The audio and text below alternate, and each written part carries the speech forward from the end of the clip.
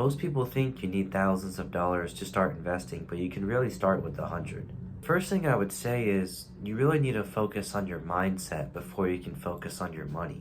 If you just hand $100 to anyone, then typically they'll go shop or they'll go to the movies or they'll go out to eat, something like that. But if you have the right mindset, you can grow that 100 to thousands over time.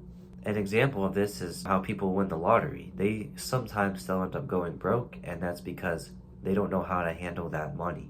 Investing is a skill, it's not a one-time event. So you have to repeatedly do the process of investing over time, and then you'll gradually learn how to make that 100 into thousands. So you can just download any kind of brokerage app. So there's like Robinhood, that's the most beginner friendly.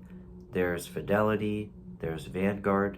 It really doesn't matter, they pretty much all do the same stuff. A lot of brokerages nowadays allow you to buy fractional shares. So you can put $5 into Apple or $10 into Google, stuff like that. If I was starting over, I would buy an index fund that tracks the S&P 500. So there's like VOO or SPY or SPLG. That one I think is around $70. Now those three track the 500 largest US companies. I would just buy one of them, so like SPLG. But when you buy that, you're not betting on one stock because there's 500 stocks in it. And historically, it's done well. It's gone up around 8 to 10% a year. But it's basically like the whole US economy. So if you think the US economy is going to keep growing, then it makes sense to buy that. And also, it just lets you get familiar with what it feels like to have your money go up and down on a consistent basis. It'll go Monday through Friday, the stock market opens. It opens at 9:30, closes at 4 o'clock. So your first $100 isn't going to make you rich, but the habits that you're going to learn from it, they pretty much will. As long as you stay consistent with it, historically, you'll do pretty well. So this brings me into what's called dollar cost averaging. So this is just investing the same amount on a regular basis. So you're pretty much buying at all the peaks and all the dips of the stock market. So you could basically invest once a week. You could invest even once a month.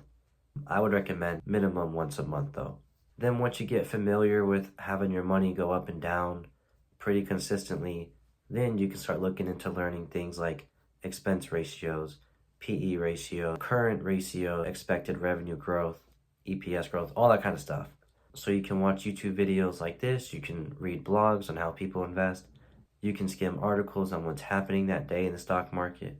As long as you're just familiarizing yourself more and more, then obviously you'll learn more and you'll become a better investor. You know, it's tempting to see if you're making money or losing money, but you need to stay invested for the long term. That's where the real gains are. It's in the long term.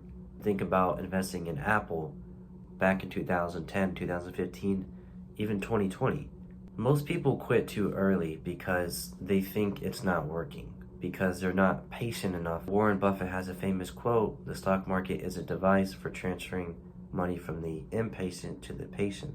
So you don't want to treat your investing as your savings. You know, you're not trying to take that money out within the next month. As your income grows, then you can increase your contributions to your investing.